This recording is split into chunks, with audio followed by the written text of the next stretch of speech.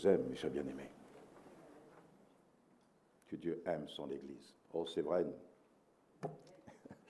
Nous savons que Dieu est amour. Nous savons que Dieu est amour, alléluia. Comme une femme, une épouse, comme un mari aime entendre la bouche de l'un ou de l'autre son amour. Je t'aime. C'est vrai que c'est une... De temps en temps, on a besoin d'entendre cela, que je t'aime, et que nous puissions dire à l'autre que je t'aime aussi. Comme disait cet homme qui, un jour, sa femme lui dit, mais c'est rare que tu me dises je t'aime. Et il lui a répondu, est-ce que tu crois que je t'aime? Quand je t'ai épousé, je t'ai dit que je t'aimais. Ah oui? Eh bien, si ça avait changé, je te le dirais. Bon, ce n'est pas une bonne réponse. On a besoin de renouveler ces sentiments, c'est vrai. Et même que les enfants disent aux parents, maman, je t'aime, papa, je t'aime. Alors nous savons de manière générale que Dieu est amour, c'est vrai. Mais c'est merveilleux quand Dieu te dit, je t'aime. Ça veut dire que cet amour est personnalisé, elle est dirigée, elle est ciblée. Il m'arrive de demander à Dieu, oh Seigneur, je sais que tu m'aimes, mais j'aimerais bien l'entendre encore une fois. Ça fait tellement du bien de savoir que Dieu nous aime, qu'il nous dise, voilà, Jacques, je t'aime. Ou Evelyne, je t'aime, ou je ne sais pas moi. Enfin, vous mettez votre prénom. Et j'ai appris une chose, c'est que Dieu aime son Église et vous aime son assemblée. Il n'aime pas ce que nous désobéissance. Mais dans son amour, Dieu nous voit déjà comme parfaits. Mais bien que nous ne soyons pas. Alors que cet amour de Dieu, que vous sachiez que Dieu vous aime, Dieu nous aime. Il vous aime tendrement, fortement. Et c'est pour ça que l'Écriture dit que Dieu, parce qu'il nous aime, il châtie celui qu'il aime. Il ne faut pas voir ce châtiment, voyons plutôt, peut-être le mot est un peu dur parce que, bon, l'apôtre Paul fait référence à un père qui châtie son fils, alors il prend l'exemple d'un père, mais le père ne fait pas par méchanceté, mais il aime son enfant, donc il va le discipliner, mais prenons plutôt le terme, bien que c'est la Bible qui l'emploie.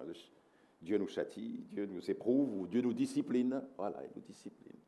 Pourquoi? Parce qu'il nous aime, parce qu'il ne veut pas que nous périssions. Vous vous rendez compte que même dans le texte que nous lisons assez souvent,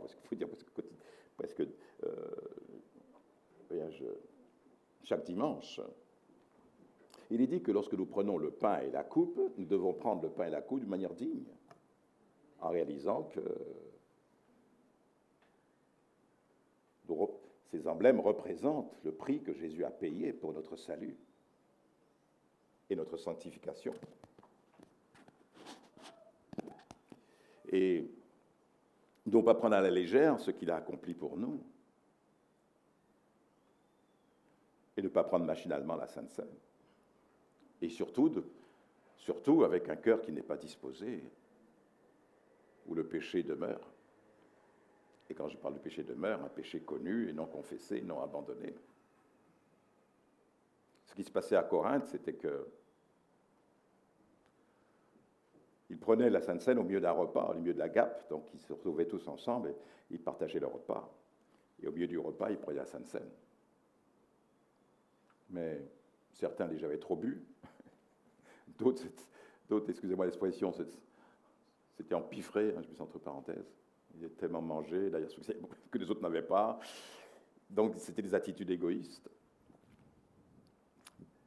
Et l'apôtre Paul a dit ceci, parce qu'à tout cela, il y a eu des résultats à tout cela. Il y a eu des conséquences. Et personne n'a fait la relation de cause à effet entre la maladie qui frappait la plupart du peuple, enfin de l'Église, et les morts qui s'en suivirent.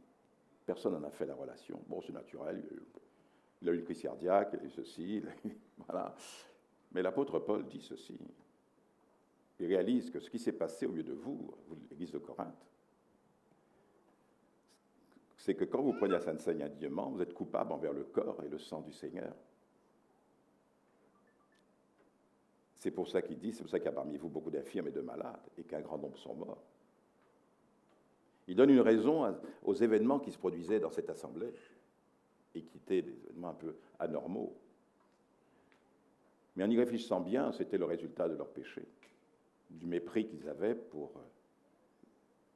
la Sainte Seine, des choses sacrées, et surtout cette Sainte Seine qui rappelle, je le dis à nouveau, l'amour parfait de Dieu qui s'est exprimé, vous avez cette croix-là qui est là sur l'écran, et il a montré là cet amour indéfectible, cet amour parfait, grandiose. Il n'y a pas de plus grand amour que donner sa vie. Pour ses amis, c'est vrai, mais lui, il le fait pour ses ennemis, pour nous tous. Quel amour. Et nous allons mépriser cela? Non. C'est pour cela que Dieu nous aime, et même, les épreuves que nous connaissons sont le fruit de son amour pour nous. Et il dit ceci, c'est qu'afin que, en parlant des conséquences de ce manque de respect pour le sacrifice que Christ a fait, dont nous le commémorons chaque dimanche en prenant le pain et la coupe, il dit, c'est pour cela donc parmi vous qu'il y a ces épreuves, ces malades et ces morts. Et si nous nous jugions nous-mêmes, dit-il, et rajoute, si nous nous jugions nous-mêmes, c'est dans 1 Corinthiens 11, si nous nous jugions nous-mêmes, nous ne serions pas jugés. Parce que si on se juge soi-même, on réalise que ce que nous faisons est mal. Le Saint-Esprit est là, le Saint-Esprit est présent pour nous convaincre de péché, de justice et de jugement. C'est l'œuvre du Saint-Esprit que de nous convaincre de changer de route, comme on l'a vu la semaine dernière, d'abandonner nos mauvaises voies. Et là, il nous convainc. Alors, si je me juge moi-même, Dieu n'a pas besoin de me juger. Parce que je sais rentrer en moi-même, je sais m'humilier et dire, Seigneur, j'ai péché contre toi, je te demande pardon. Pardonne mes péchés. Et je veux désormais, Seigneur, marcher dans ta volonté et dans la voie sainte, la voie pure, où nul impur ne peut marcher dans la voie de la vérité, de la sainteté de Dieu, de la justice.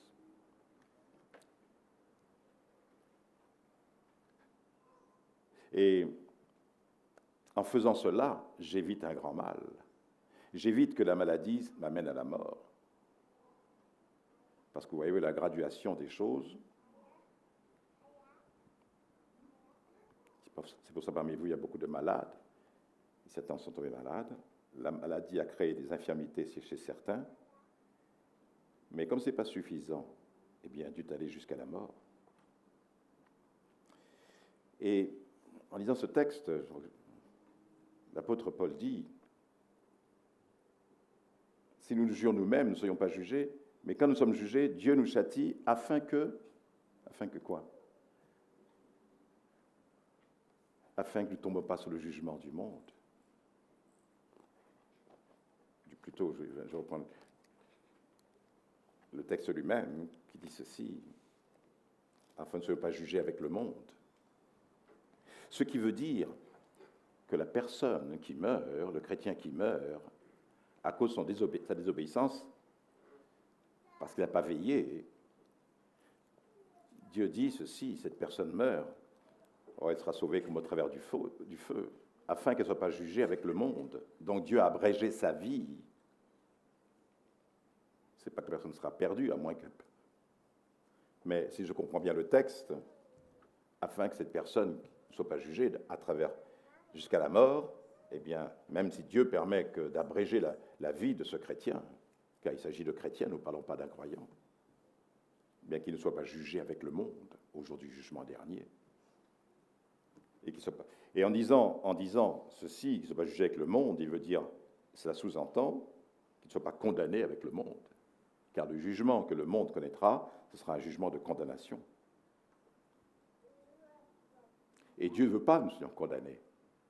C'est pour ça que c'est très important, et surtout dans ces temps dans lesquels nous nous trouvons, chers frères et sœurs, qui sont des temps très particuliers, nous sommes dans une période très particulière de l'histoire du monde, de la prophétie biblique concernant le retour de Jésus-Christ et la fin du monde que Jésus a prédit. Je serai avec vous jusqu'à la fin du monde. Ce monde a un commencement, et nous connaissons tous son commencement. Mais Jésus dit que le monde aussi aura une fin. La fin viendra.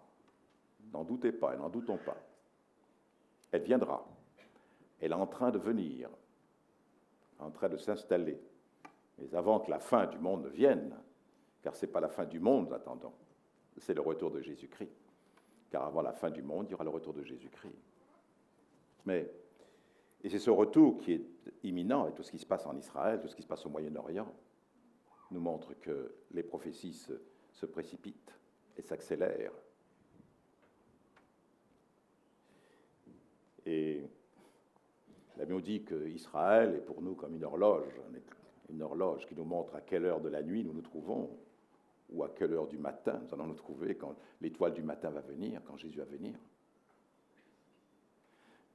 Non pas, et avec tous ces événements qui se produisent dans ce monde aujourd'hui, enfin depuis quelques années, les épidémies, le réchauffement climatique, les guerres, les révolutions, les attentats, les crimes, la violence, l'immoralité, bien d'autres événements, les guerres en Ukraine, en Arménie, en Afrique, les révolutions qu'il y a, les peuples qui se soulèvent, la liberté, la licence même concernant la sexualité où il n'y a plus de... Enfin, disons que c'est l'immoralité. Jésus a dit que l'un des signes de la fin des temps serait aussi ce que l'iniquité, l'injustice va s'accroître, le péché va s'accroître de plus en plus. Et parallèlement au fait que le péché s'accroît, c'est comme une balance. Plus le péché s'accroît et plus l'amour des chrétiens diminue. C'est ce que Jésus a dit. L'iniquité va s'accroître et la charité du plus grand nombre se refroidira. Il y aura la fin des temps, l'Église sera une Église, celle dont il est parlé dans l'Apocalypse.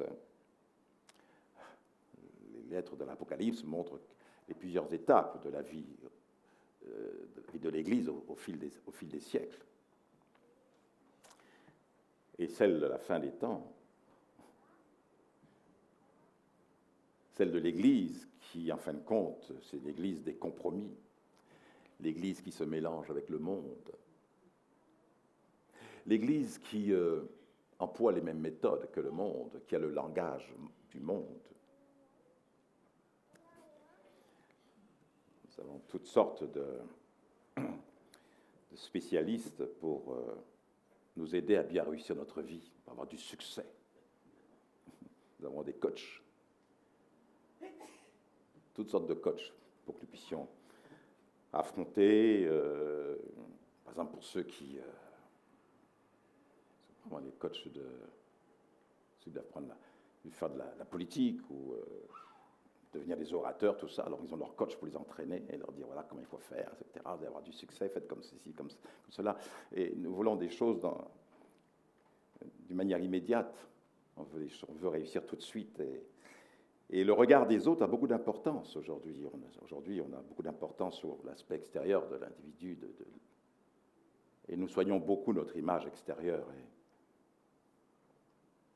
Et ça a été dit dans cette prophétie, enfin cette parole que Dieu a apportée ce matin.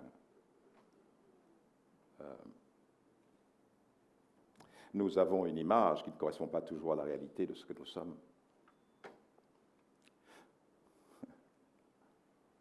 Et c'est pour cela qu'il est très important pour nous d'être des chrétiens vrais.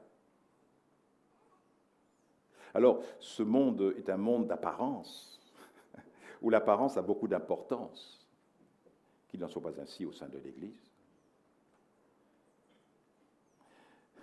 Parce que Dieu voit plus loin que ce que nous voyons.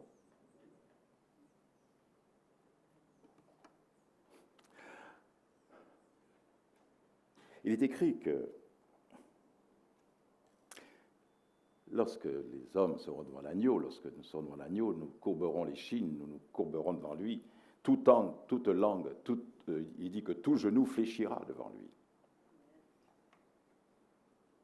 Tout genou, des plus grands, c'est les hommes qui ont fait trembler le monde, les rois, les reines, les présidents, les artistes, les plus grands, tous ceux qui ont marqué l'histoire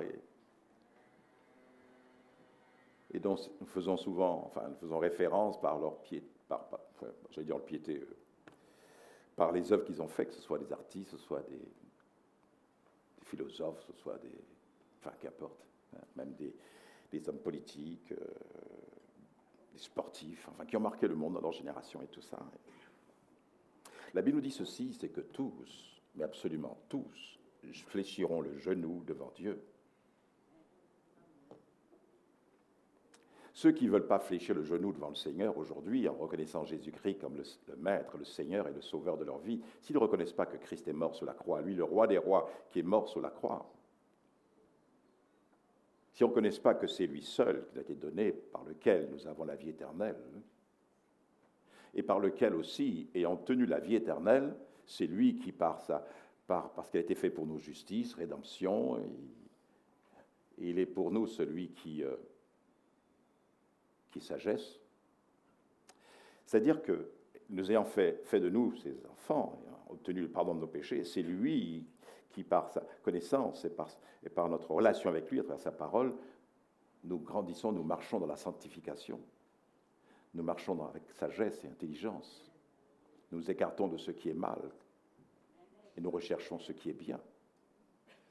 Nous savons, parce que Christ a été fait pour nous justice, donc c'est par lui que nous sommes rendus justes. Comme je disais vendredi soir, il a été fait justice pour nous. Et il est la justice de Dieu pour nous. Ce qui signifie tout simplement, c'est que nos péchés méritent la mort. Que l'on soit chrétien ou pas chrétien, le péché reste le péché. La nature du péché est la même. Sa structure est la même. Le péché fait par un chrétien ou le péché commis par un incroyant, c'est le même. Le péché, c'est la même nature. La différence, c'est que le pécheur, ce que nous étions autrefois, nous étions liés, habités, esclaves de nos péchés. Nous ne pouvions nous défaire de notre péché. Nous voulions ne pas mentir, mais nous mentions. Nous voulons être des personnes justes. En réalité, nous avons des comportements indignes et injustes. Nous voulions être gentils, mais on était méchants, orgueilleux, vaniteux. On avait le désir de faire le bien, mais le mal était attaché à nos corps, à notre corps, à notre âme. Nous n'avions pas le pouvoir sur le péché. C'est le péché qui a un pouvoir sur nous. C'est ce que dit l'Écriture, ce que Jésus a dit, que celui qui se livre au péché, qui s'abandonne totalement au péché, il devient esclave du péché. Il n'est pas le maître, il est l'esclave. C'est le péché qui est devenu son maître. C'est pour cela que certains ont des fardeaux et qui sont là en train de se traîner. Et ils pensent que le péché, parce qu'ils sont chrétiens, n'aura pas les mêmes conséquences. C'est pour cela que parmi vous, beaucoup même sont morts. Alors, bien sûr, j'ai donné dans le cadre dans lequel le Seigneur a dit cela. Mais si Dieu nous montre que ce que nous faisons est mal et que nous persévérons dans ce mal, le péché finira par avoir raison de nous et nous conduira à la mort et à la perdition éternelle. Donc le péché dans la vie du chrétien, la grande différence, c'est que le chrétien est un homme nouveau, a reçu un cœur nouveau. Jésus a dit, en tout cas il est écrit dans la parole de Dieu, c'est qu'il donnera un cœur nouveau, un esprit nouveau, en parlant d'Israël, mais aussi pour tout homme, toute femme qui abandonne son péché, qui se détourne de ses mauvaises voies et qui va vers le Christ, qui se tourne vers la croix. Il devient une nouvelle créature. Jésus a dit à Nicodème, si tu ne nais pas de nouveau, si tu ne connais pas une nouvelle naissance, un nouveau cœur, ça s'appelle une nouvelle vie, un nouveau comportement, une nouvelle attitude, tu n'entreras pas dans le royaume de Dieu. Nous sommes avertis, vous et moi, que nous devons avoir une attitude digne de l'œuvre que Christ a accomplie à la croix. Nous ne pouvons pas nous référer, avoir comme référence Christ est mort pour nous sur la croix et de vivre comme si ce n'était pas le cas. Et nous sommes encore dans le monde, dans le péché, en faisant les choses du monde et en nous inspirant du monde, de l'esprit du monde. Et comme je vous disais, l'Église de Jésus-Christ, celle de la fin des temps, la Odyssée, elle a le langage du monde. Elle recherche l'apparence. Et c'est pour ça qu'elle a une mauvaise image. Disons qu'elle se trompe elle-même. Il n'y a rien de plus terrible que de se croire dans la vérité alors qu'on est dans le mensonge. Et c'est ça, justement, l'esprit d'égarement. C'est ça, l'esprit d'égarement. C'est qu'on est persuadé d'être dans la vérité, alors qu'en réalité, on est dans le mensonge. On est dans l'erreur, en train de perdre son âme. Et l'église de Laodicée, c'est ce que Seigneur nous dit dans l'église de Laodicée. Elle avait une mauvaise vue.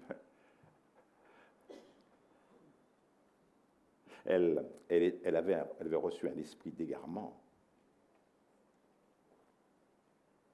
Elle était remplie d'orgueil. Et je lis ce que dit le texte. Apocalypse 3, verset 14. Voici ce que dit l'Amen, le témoin fidèle et véritable, le commencement de la création de Dieu. C'est le Seigneur Jésus lui-même. Je connais tes œuvres. Dieu connaît chacune de mes œuvres.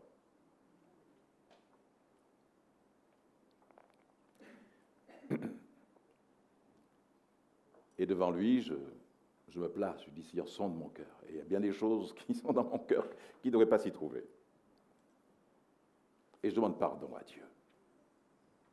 J'ai dit, Seigneur, c'est important pour moi. Je dis, je te bénis pour l'œuvre que tu as accomplie dans ma vie, de m'avoir sauvé, mais je veux rester sauvé. Je ne veux pas dire, oh Seigneur, merci parce que tu m'as sauvé, tu me fais entendre ta voix, et j'ai été pardonné, lavé, j'ai reconnu Jésus-Christ comme le Seigneur et le Sauveur de ma vie, mais je veux marcher, je veux continuer dans cette vie où tu règnes, où tu demeures, où je m'éloigne du péché. Et Dieu travaille à cela, et toute ma vie, et la vie de chacun d'entre nous, Dieu travaille, nous ne sommes pas parfaits. Et je dois à chaque fois aussi, il faut que je vienne au trône de la grâce, il faut qu'aussi, comme dit l'apôtre Paul, eh bien, si nous avons péché, nous avons un avocat auprès du Père, et il est là pour nous, pour intercéder en notre faveur. Et je dis, Seigneur, je te remercie, Jésus, parce que non seulement tu es mon sauveur, mais aussi tu es mon avocat. Tu es non seulement celui qui me pardonne mes péchés, mais tu es aussi celui qui défend ma cause devant le Père.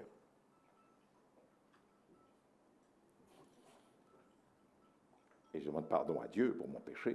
Je demande pardon à Dieu de mon écart, je demande pardon à Dieu pour ce qu'il trouve et qu'il réprouve en moi. Nous devons chacun d'entre nous être sincères, être vrais. L'apôtre Paul a dit ceci, et ça c'est pas pour vous, c'est pour les prédicateurs. Mais s'il le dit en tant que prédicateur, c'est vrai que cette parole, elle nous fait réfléchir, me fait réfléchir aussi. Elle me maintient dans le cadre dans lequel Dieu veut que je marche, dans l'attitude, dans le comportement dans lequel Dieu veut que je marche. Que je sois véritablement un témoin, non pas devant vous, être là, et puis être un hypocrite chez moi. Car qu'est-ce que dit l'apôtre Paul? Il dit, je ne veux pas que moi, après avoir prêché aux autres, d'abord il dit, je traite durement mon corps, je le tiens assujetti de peur que, ayant avant prêché aux autres, je ne sois moi-même rejeté. Donc, en tant que chrétien, en tant que serviteur, et nous sommes tous concernés à cela, mais il disait, je tiens durement mon corps assujetti contre les forces du mal, contre la chair, la puissance de la chair, qui trouve son appui avec cet allié qui est le monde, et dont lui-même est gouverné par son prince, qui est le diable. Et c'est dans la chair que le péché existe, que le péché vit. Le péché se nourrit de la chair, des appétits, des désirs impurs. C'est lui qui met tout cela. Dans le cœur de l'homme, le cœur qui n'est pas régénéré, il y a des appétits, et même quand on est chrétien, mais Dieu nous délivre de cela. Le diable essaie de remettre en nous les sentiments que nous avions avant, mais il n'y arrive pas. Enfin, en tout cas, il ne doit pas y arriver. Nous devons veiller sur nos voies. La Bible dit, résistez au diable et il fuira loin de vous. Donc l'apôtre dit ceci, c'est que tu as beau être apôtre, tu as beau être serviteur, tu as beau être pasteur, tu as beau être docteur ou prophète ou tout ce que tu veux. Là, de ces 5 ministères, mais il est certain, il dit une chose, c'est que chacun d'entre vous, vous comme moi-même, je dois tenir fermement mes sentiments, ma chair, sous la domination de l'esprit, Je veux marcher selon l'esprit et non selon la chair. Car l'apôtre Paul nous avertit dans Galates chapitre 5 que ceux qui marchent selon la chair mourront. Et les désirs de la chair sont vraiment bien expliqués. Sans oublier, on va revenir à la lettre de l'Apocalypse, mais je ne saurais réciter par cœur ce verset, mais j'en connais les grandes lignes, mais je veux avec vous lire ce passage dans Galates 5, verset 16, où il est dit, voici ce que dit l'apôtre. Je dis donc, marchez selon l'esprit, marchez selon le Saint-Esprit. Il faut du courage pour marcher selon l'esprit. Ou dirais-je plutôt, il nous faut une forte volonté pour marcher selon l'esprit. Il nous faut de la volonté. C'est pour ça que l'apôtre Paul dit, marchez, ce n'est pas Dieu qui marche à notre place. Agissez, c'est impératif, c'est notre responsabilité, marchez selon l'esprit. Ça veut dire qu'il faut accepter ce que l'esprit fait. Il faut accepter les injonctions de l'esprit, il faut accepter les sollicitations de l'esprit, il faut accepter que l'esprit nous convainque. Va et repens-toi, va te réconcilier, abandonne, voilà. Fais ceci, fais l'œuvre de Dieu, voilà. Cherche la face de Dieu, prie, ne te laisse pas décourager. Et dans le domaine de la sanctification, l'Esprit de Dieu a un rôle tellement important et primordial que c'est lui qui, par ses injonctions, par ses sollicitations et par sa conviction, nous amène, vous et moi, à reconnaître si la voie dans laquelle nous marchons est bonne, si les sentiments que j'éprouve sont des sentiments qui viennent de Dieu ou pas, ou viennent de la chair. Et ces sentiments viennent de la chair, d'où le péché se nourrit. Et c'est là qu'il s'installe. Là où il y a la chair, il y a le péché. Et c'est ce que l'apôtre Paul dit. Marchez donc selon l'esprit, et vous n'accomplirez pas les désirs de la chair. Nous voulons marcher selon nos voies, nos pensées. Mes amis, la chair ne peut combattre la chair. Un aveugle qui conduit un aveugle tombera tous les deux dans le trou. Nous ne pouvons pas demander à la chair de nous aider de combattre contre lui-même. C'est-à-dire, oh, pasteur, ne vous inquiétez pas, je m'en sortirai, j'ai la force, je sais comment il faut faire, je sais. Voilà, et on veut combattre ces tendances, ces mauvaises tendances. On veut les combattre avec sa propre force. Justement, quelles sont les tendances de la chair? Car il dit que la chair a des désirs contraires à ceux de l'esprit. Et ils sont opposés entre eux. Et heureusement, merci Seigneur, ce qui n'était pas le cas avant que nous puissions connaître le Christ. Nous étions dominés par la chair et nous essayons par la chair d'en sortir. Ceux qui étaient liés par la drogue, par toutes sortes de péchés ou de vices, tout cela, l'alcoolisme et tout. Comme cet homme qui un jour disait, enfin je joue bien ma pensée après, mais c'est comme cet homme qui, c'est un alcoolique invétéré, et c'est un homme qui fait souffrir sa famille, sa femme, ses enfants, et puis il fait toujours des promesses. C'est fini, je ne boirai plus, c'est terminé. Demain, je rentre à la maison. Voilà, demain, ça assure, parce que tous les soirs, il allait dormir, enfin, il allait boire, et puis le matin, bon, il était complètement saoul quand il rentrait à la maison et tout. Il dit, mais demain, ça ira mieux, je te promets que demain, c'est fini. Voilà. Mais là, cette pauvre femme, elle n'écoutait plus. Il avait tellement dit les choses qu'il, en fin de compte, il n'arrivait pas à comment la chair peut-elle chasser la chair. Comment? Et en fin de compte, ce qu'il pensait pouvoir l'aider, au contraire, ça ne faisait que l'enfoncer davantage, puisqu'il avait des amis de beuverie, ceux qui l'accompagnaient dans sa beuverie, ses copains, les amis.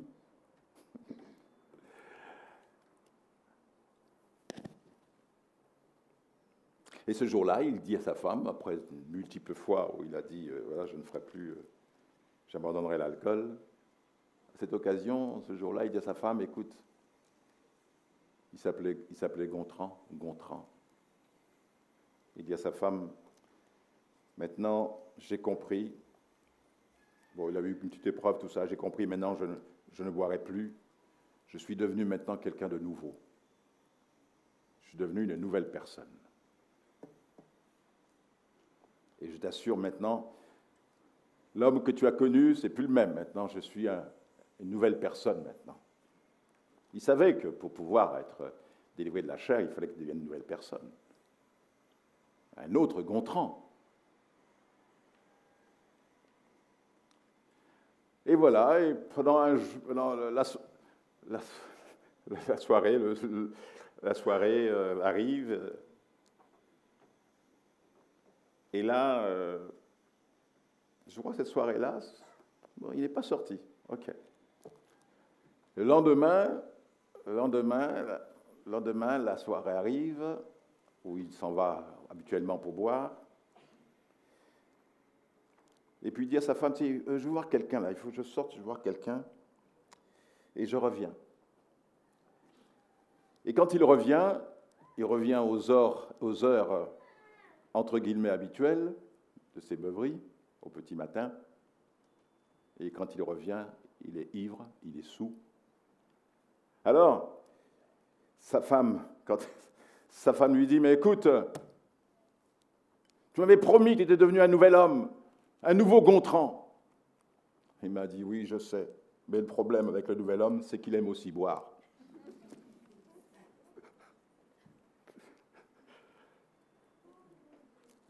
Il aime aussi boire. Vous avez bien compris? En fin de compte, vous pouvez changer de nom, vous pouvez dire que vous avez changé, mais en réalité, c'est toujours le même.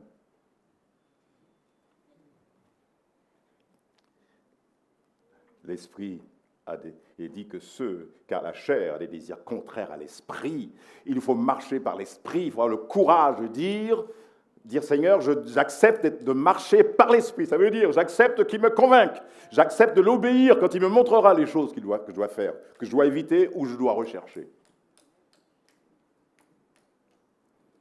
Et pour cela, pour que ce soit bien clair que nous sommes devenus de nouvelles créatures, les choses anciennes sont passées et toutes choses sont devenues nouvelles à l'instant où nous avons reçu le Christ comme Seigneur et Sauveur de notre vie.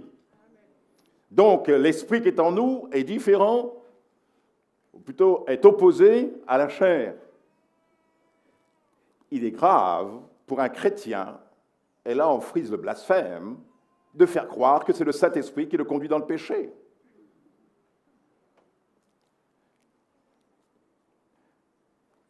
De dire, ah oui, mais Dieu sait, Dieu voit que, bon, j'ai du mal, mais je sais, bon, mais Dieu, le Saint-Esprit est en moi, l'Esprit de Dieu est en moi. Oh, je veux bien le croire.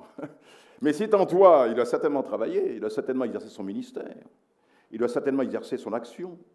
Et son action, c'est de te convaincre de changer de conduite. Comme il le fait ce matin, il peut le faire par une prophétie. Mais si tu dis qu'il est en toi, il te parle et tu ne le fais pas, et tu dis, cet esprit, il voit comme si c'est mon copain, et il accepte cette situation. Parce qu'on est tellement fort dans la manière de nous excuser ou de trouver une justification là où Dieu n'en trouve pas. D'ailleurs, il n'y a jamais une justification pour pécher. Hein. Il n'y a pas de justification. On ne peut pas se justifier en disant « Ah, c'est pas ma faute. Ah, mais oui, mais ceci. » C'est toujours notre faute, de toute façon. Parce qu'on n'a pas veillé. On ne devrait pas être là où il fallait pas être. Hein, David s'est retrouvé là sur le toit de sa maison le soir, là au lieu d'être dans sa maison, il a vu cette femme. Elle aussi, elle était chez elle donc, mais elle s'est mise sous sa terrasse en train de se baigner toute nue. Bon, mais c'est sûr, on ne se baigne pas habillé. Hein. Mais qu'est-ce que faisait David ce soir-là? Qu'est-ce qu'il faisait là? La Bible dit il aurait dû être. Alors la Bible dit c'était la période des guerres, des combats, des guerres. Eh bien, il aurait dû aller à la guerre, mais là, il s'est dit tiens, je reste chez moi. Il est resté chez lui, et là, comme il ne savait pas quoi faire, il était oisif, il est monté sur le toit, il a regardé, tiens, oh. Il a vu cette femme, je pense que ce n'était pas une étrangère, il l'a déjà vu, mais peut-être qu'elle ne l'avait jamais vu dans cette situation-là. Et quand il l'a vu, un esprit de convoitise est entré dans son cœur. Un désir, la chair qui se nourrit du péché, la chair lui a donné la convoitise, et vous savez ce qu'il a fait ensuite, et la convoitise, elle a enfanté le péché. Ça veut dire qu'il a consommé la convoitise qui était en lui, eh bien, il a obéi à la convoitise, il a fait venir cette femme, et puis vous connaissez la suite. Donc, et il savait très bien ce qu'il faisait, c'était mal, mais il a réussi à avoir des arguments, un argumentaire pour pouvoir justifier. Hein. Et puis après, sachant que ce qu'il avait fait n'était pas très bien, il a manigancé quelque chose pour que, lorsqu'il a appris que la femme était enceinte, pour que pour que l'enfant, en fin de compte, soit l'enfant du mari. Hein, et son mari qui était un soldat, et un vaillant soldat, il faisait partie des 30 soldats les plus vaillants qu'avait le peuple, qu'avait à sa disposition le roi David. Hein. Il y avait Uri, c'était un vaillant soldat, mais il l'a fait tomber dans un piège, enfin. Il a fait mourir au combat, comme ça. Mais avant cela, il a essayé par tous les moyens que cet homme rentre à la maison et puis avoir une relation avec sa femme, de telle sorte qu'après, elle puisse dire « je suis enceinte », mais on savait très bien que le père, ce n'était pas lui, c'était David. Alors, il pouvait tromper les hommes, mais on ne trompe pas Dieu, vous savez. Tôt ou tard, on finit par payer. Ce qu'on a enfanté, on finit par subir les conséquences. Le mal, le péché enfante la douleur. Enfante non seulement la douleur, mais le péché aussi enfante le remords. Mais le remords n'a jamais sauvé personne. C'est la tristesse due à notre péché qui nous amène à la repentance, quand on est convaincu de péché. Mais regretter ce qu'on a fait, bon, c'est ce qu'a fait Judas. Il a regretté, il a eu du remords, mais ensuite il s'est suicidé. Tandis que Pierre a eu beaucoup de tristesse. Il a regretté ce qu'il a fait et il a obtenu le pardon. Vous comprenez que nous avons tous besoin, chers frères et sœurs, face au péché, de ne pas chercher des argumentaires pour justifier ce que nous faisons. David aurait pu dire, moi je suis le roi, j'ai le droit, il aurait pu avoir plusieurs femmes. Ben, tu avais plusieurs femmes, pourquoi tu n'étais pas la femme de ton prochain? Ils sont opposés entre eux afin que vous ne fassiez pas ce que vous voudriez. Et si vous êtes conduits par l'Esprit, vous ne tombez pas sous le joug de la loi. Vous n'êtes plus sous la loi.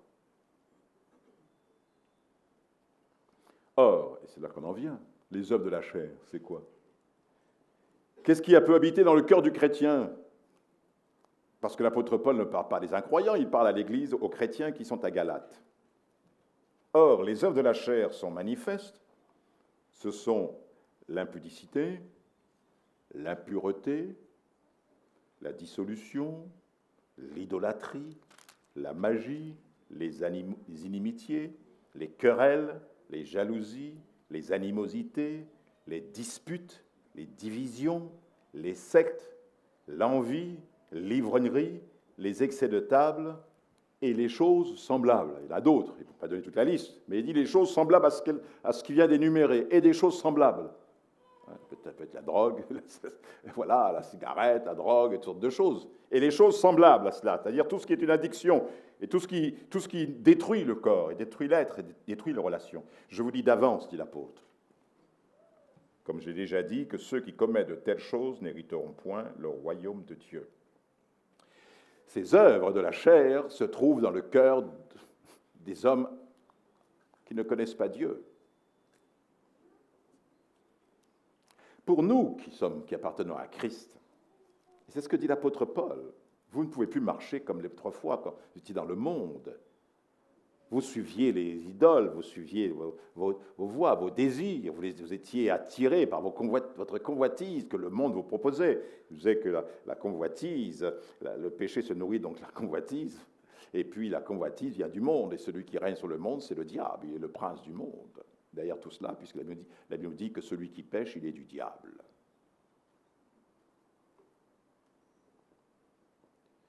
Je ne veux pas être du diable. Alors, c'est vrai que le chrétien, accidentellement, bon, mais il se relève, le chrétien, c'est la grande différence. Il se relève, il dit, tiens, pardonne-moi, nous avons un avocat auprès du Père, il intercède, et tu repars. Mais le chrétien ne vit plus dans le péché. C'est pour ça que la Bible dit, l'apôtre Jean dit que le chrétien ne pêche pas. Dans le sens que le péché n'est plus devenu, il n'est plus lié par le péché. On succombe, on peut succomber en parole, en attitude, en pensée, etc. Mais le chrétien ne vit plus de manière volontaire dans le péché. Vous comprenez? Et c'est pour ça que la Bible dit que nous avons un avocat auprès du Père. Et si nous disons non pas péché, nous mentons, dit l'apôtre Paul dans 1 Jean, chapitre 1er. Vous pouvez lire chapitre 2 aussi. Mais qu'est-ce qu'il dit? Si nous disons non pas péché, nous mentons, nous faisons Dieu menteur. Mais si nous confessons nos péchés, Dieu est fidèle et juste pour nous les pardonner. Car nous avons un avocat auprès du Père, Jésus-Christ, le juste, le saint, qui intercède pour nous. Vous vous rendez compte? Jésus prie, il intercède. Il intercède pour nous. Donc ces péchés-là, ces œuvres de la chair, ne doivent pas habiter dans le cœur du chrétien. Et l'apôtre Paul vous dit, vous n'êtes plus maintenant sous ces désirs impurs que produit la chair. De toutes ces choses qu'il a énumérées, et il dit, je vous le dis, je vous le réaffirme à vous chrétiens, à vous enfants de Dieu, vous les chrétiens de Galate, que si vous marchez selon la chair, dit-il, que ceux qui commettent donc de telles choses n'hériteront point le royaume de Dieu. Par contre, le fruit de l'esprit, c'est autre chose. C'est l'amour, c'est la joie, c'est la paix, c'est la patience, c'est la bonté, c'est la bénignité, c'est la fidélité, c'est la douceur, la tempérance. Alléluia. Amen. La loi n'est pas contre ces choses, au contraire. Ceux qui sont en Jésus-Christ ont crucifié la chair.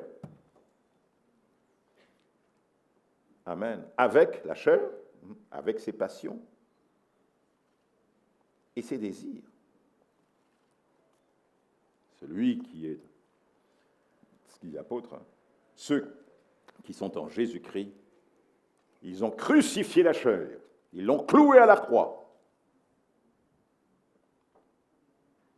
Amen. Christ, en mourant à la croix, il a crucifié notre chair, il a pris notre péché. Et nous sommes devenus maintenant des hommes et des femmes libres, libres de nos péchés. Mais si nous vivons dans le péché, et si nous prenons cela à la légère, en prenant les paroles de Dieu à la légère et se dire, bon, ben, Dieu est tellement bon qu'il finira bien par me pardonner, c'est pas là, c'est pas ce qui est écrit. Vous marcherez selon l'esprit. Tu n'as aucun prétexte, aucune raison, et tu peux n'avoir aucun prétexte, tu peux avancer aucun prétexte pour dire que tu ne savais pas, que tu ne pouvais pas. Non, si tu marches par l'esprit, Dieu nous a donné l'esprit, et l'esprit a cette capacité d'avoir des désirs contraires à ceux de la chair.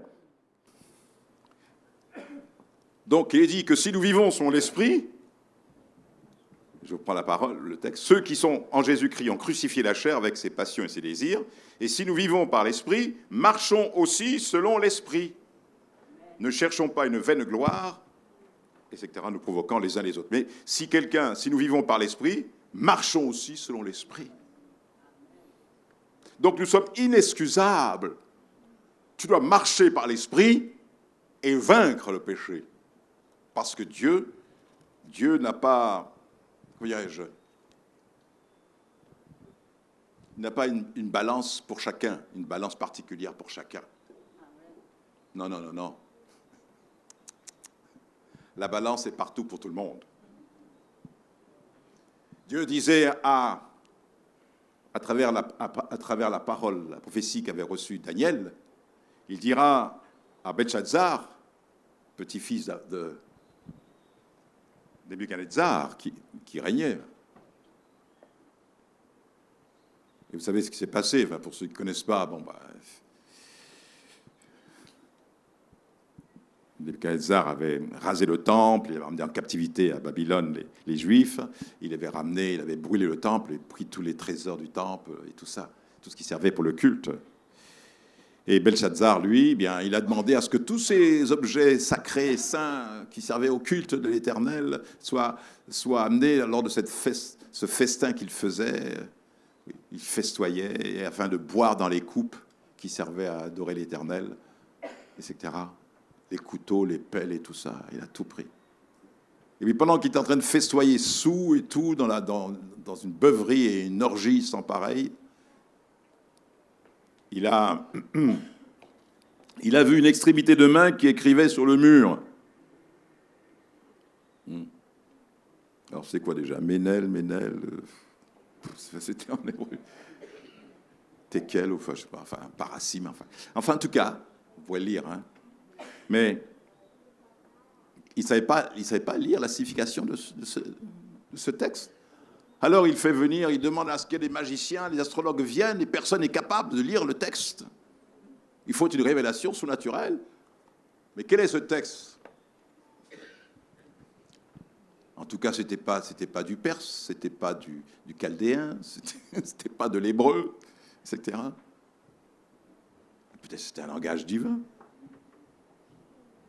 Ce n'était pas une langue connue d'ici-bas. Enfin, Il avait dit que ceux qui parlent en langue ne parlent pas aux hommes, car c'est un esprit qui dit des mystères. Mais il y a une seule et unique personne qui pouvait lire le texte, c'est celui qui était en communion avec Dieu, qui était le prophète Daniel. Et on fit chercher Daniel en lui disant, est-ce que toi tu peux lire le texte? Il dit, c'est Dieu qui seul peut donner la réponse. Mais il a eu toute la réponse, Daniel. Et il dit, ce qui est écrit, c'est compter, peser et diviser. Voilà, ça veut dire. Dieu a pesé, t'a mis sur la balance, il t'a pesé, il a compté, pesé, il a compté tes œuvres, il a compté ce que tu as fait, il les a mis sur la balance de sa justice et de tes œuvres, et tu as été trouvé léger, et c'est pour ça que maintenant c'est divisé, ton royaume sera divisé. Et c'est ce qui s'est passé le soir, je crois que le soir même, dans la nuit, eh bien, les Perses, Darius, Cyrus, je crois, eh bien, les Perses ont envahi Babylone.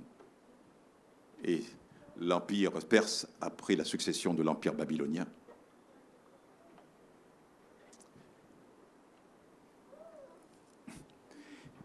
Il n'y a pas une balance pour toi, une balance pour moi.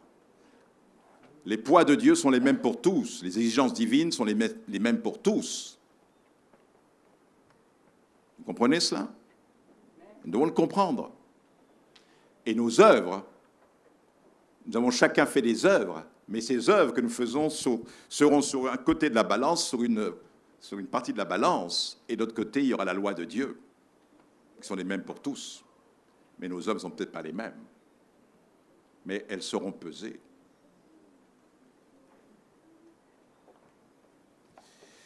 Et qu'ils ne puissent pas nous trouver légers, mais qu'au contraire, qu'ils voient que les œuvres que nous faisons, la vie que nous avons menée est une vie juste qui le glorifie. Chacun sera jugé selon ses œuvres, dit l'Écriture. Nous n'y échapperons pas, même nous chrétiens. Nous passerons au tribunal de Christ. Non pas y venir avec le désespoir, non, celui qui... Non, je vous rassure, et j'ai besoin de vous rassurer. Car ce serait que d'un côté, si je vous rassure, vous ne ferez pas l'effort de vous sanctifier et de faire ce que Dieu attend de vous, en disant, bon, après tout, je serai quand même sauvé. Non, c'est que les œuvres, il y a une chose qui est certaine, c'est que ceux qui seront enlevés, lorsque Jésus viendra, déjà, il y aura une sélection qui sera faite. Ce n'est pas tous les chrétiens qui seront enlevés. Tous devraient l'être. Mais est-ce que nous serons tous prêts à ce moment-là? Est-ce que nous aurons des boulets à nos pieds? Comment on va faire pour monter au ciel? Ce sera trop lourd. Les choses de la terre qui vont nous retenir. Vous comprenez cela? Que Dieu nous aide. Que Dieu nous aide. Il est important que nous ne laissions rien nous retenir ici-bas. Donc, au jour du jugement, lorsqu'on passera devant le tribunal de Christ, les chrétiens, ceux qui sont enlevés, il y a déjà un choix qui a été fait, une sélection qui sera faite déjà. Et il y aura ensuite le tribunal de Christ. Et là, les chrétiens seront jugés, non pas pour leur salut, mais pour les récompenses qu'ils devraient recevoir. Peut-être des blâmes. Mais le salut n'est pas en jeu. Alors, pour terminer, je reviens à la Odyssée. Que Dieu permette que nous ne puissions pas être cette Église ou qui avait une mauvaise vue, vous disais-je, et je vais terminer à cela, je termine. Voici ce que dit l'Amen, le témoin fidèle et véritable, commencement de la création de Dieu. Je connais tes œuvres. On s'est arrêté là. Je sais que tu n'es ni froid ni bouillant.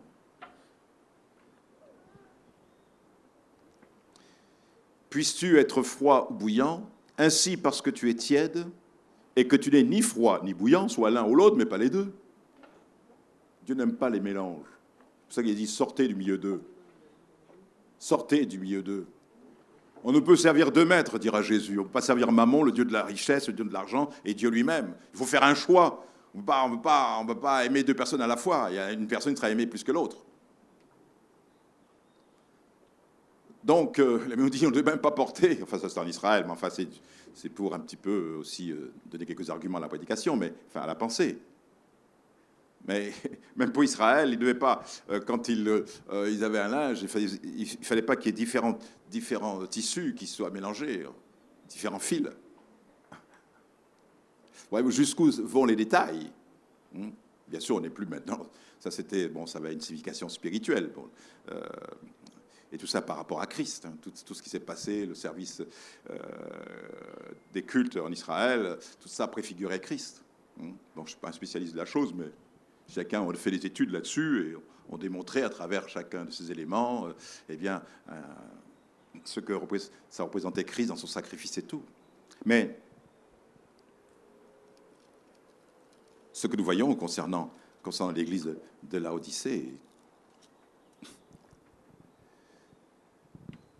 c'est que ce dernier n'avait pas l'attitude qu'il devait avoir. Ils avaient ce mélange. Ils n'étaient ni froids ni tièdes. Ils voulaient les deux. Ils voulaient les dieux. Il y en a qui veulent les deux. Hein. Ils veulent à la fois l'Église, ils veulent la bénédiction, mais en même temps, ils veulent aussi le monde. Mais tôt ou tard, il y a un moment donné où il faudra faire un choix. Le Seigneur fera le choix, comme je dis un instant, lorsqu'on sera enlevé. Ben, écoutez, certains, Dieu n'enlèvera pas ceux qui sont le cœur partagé. Hein. On ne peut pas servir Dieu et Mammon. On ne peut pas à la fois servir... On ne peut pas être dans la lumière et les ténèbres. Non, séparez-vous de vous. Séparez-vous d'eux, dit le Seigneur, et je serai pour vous un père, et vous serez pour moi des fils et des filles. Vous pourrez lire dans 2 Corinthiens 5, je crois. Eh bien, Dieu aime la séparation et veut la séparation. Il n'y a pas de relation entre la lumière et les ténèbres. Entre les enfants de lumière et les enfants de ténèbres. Et parce que, dit le Seigneur, parce que tu n'es ni froid ni bouillant, je te vomirai de ma bouche. Parce que tu dis, je suis riche, je me suis enrichi, je n'ai besoin de rien.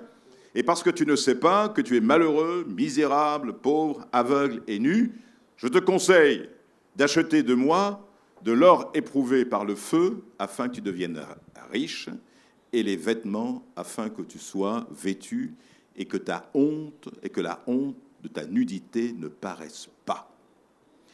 Et un collier pour oindre tes yeux, afin que tu vois. Moi, je reprends et je châtie tout ce que j'aime. Aie donc du zèle et repens-toi. Donc, aie du zèle pour te repentir. Prends cette détermination de mettre un terme à cette hypocrisie. Soit tu es dans le monde, ou soit tu es avec moi, mais non pas les deux. Soit tu es engagé pour moi et tu t'appuies pas sur ce que toi tu as. Tu dis je suis riche, j'ai besoin de rien. Donc, je ne vais pas reprendre ce que j'ai dit tout à l'heure. Mais l'église d'aujourd'hui ne doit pas être une église du m'as-tu vu et de dire voilà, j'ai besoin de rien, j'ai tout ce qu'il faut maintenant, j'ai tout ce qu'il faut. Et regardez-moi, regardez comme je suis belle. Hein, dans le miroir, regarde. Vous connaissez là? C'est quoi, c'est Blanche-Neige, ça? Non, je ne sais plus, là. La sorcière, là. Le miroir, tu dis, regarde, dis-moi si je suis belle. Miroir, dis-moi si je suis belle. Et nous nous regardons nous-mêmes et nous disons, oh, nous sommes formidables, nous sommes magnifiques, nous sommes formidables. Oh, j'ai beaucoup appris des choses, mes amis. Je ne suis pas si formidable que ça, devant Dieu.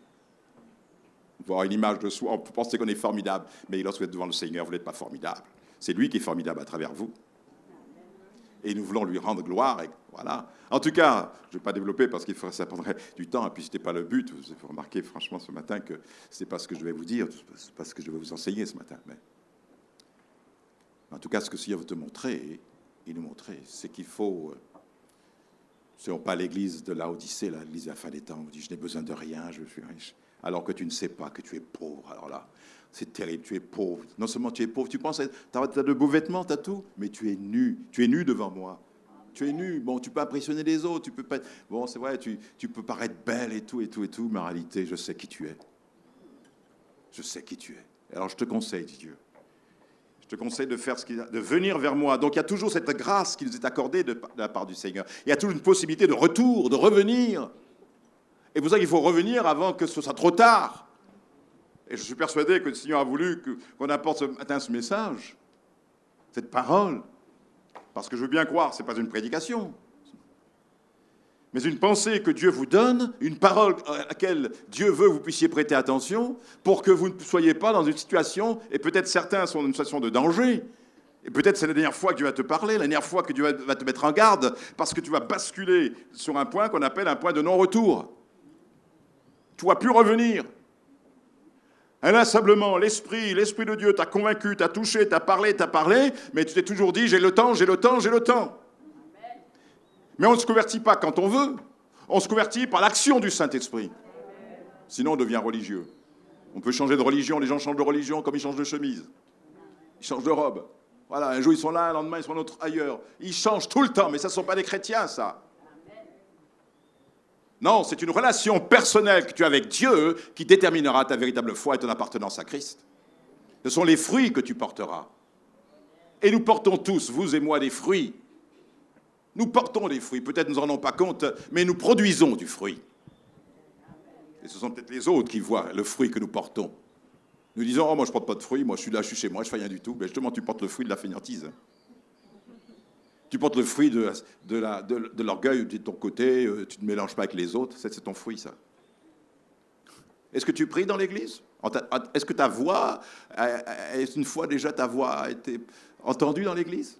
Est-ce que tu pries le Seigneur? Tu dis, oh, moi je suis très spirituel. Mais quand il y a un moment de prière, est-ce que tu es là? Est-ce que tu viens pour prier? Est-ce qu'on entend ta voix? Non. On produit du fruit, et le fruit, c'est que bon, ce que je vois, je ne peux voir que ce que toi tu me donnes de voir. Je ne peux voir que le fruit de ton travail, le fruit de tes actions, le fruit de ce que tu fais, de ce que tu vis, de ce que tu es. Nous portons tous du fruit. Qu'on le veuille ou on ne le veut pas, on porte tous du fruit. Et si on ne porte pas de fruit, eh bien, qu'est-ce que dit le Seigneur? C'est qu'il y a un problème, là. Si on ne porte pas de fruit, alors c'est plus grave. Alors, qu'est-ce qu'il fait? Il met de l'engrais, puis à un moment donné, malgré tout, l'année suivante, il vient voir si l'arbre porte de son fruit et le figuier ne porte pas de fruit. Qu'est-ce qu'il fait? Il le coupe. Voilà. Il dit, pourquoi il le coupe? Parce qu'il est inutile. Inutile. Il ne sert à rien. Il ne produit rien, donc il ne sert à rien. Que voulez-vous faire? Qu'est-ce que vous voulez faire avec quelque chose qui n'est rien? Avec du rien. Qu'est-ce qu'on peut faire avec du rien? Qu'est-ce qu'on fait avec du rien? On fait quoi? Rien. Et bien voilà, avec du rien, on ne fait rien. Rien. On croit faire quelque chose, et ce que l'a dit, c'est penser. Mais Dieu dit non, aie du zèle, repens-toi. Repens-toi, parce que tes œuvres ne sont pas belles devant ton Dieu. Car tu es tiède. Et je vomis les tièdes. C'est vrai, voir quelque chose de tiède. Mais Dieu dit, moi, je vomis les tièdes. C'est-à-dire, je te rejette. Mais comme Dieu ne veut pas nous rejeter, il donne l'occasion, repens-toi, aie du zèle. Et à celui qui vaincra, eh bien, il aura la bénédiction. Voilà, mes chers frères et sœurs, cette pensée. Que le Seigneur nous bénisse les uns et les autres, je pense qu'il le fait. Qu'il bénisse et que chacun reçoive ce qu'il devait entendre. Voilà. Que Dieu nous bénisse tous. Amen. Amen. Gloire à Dieu.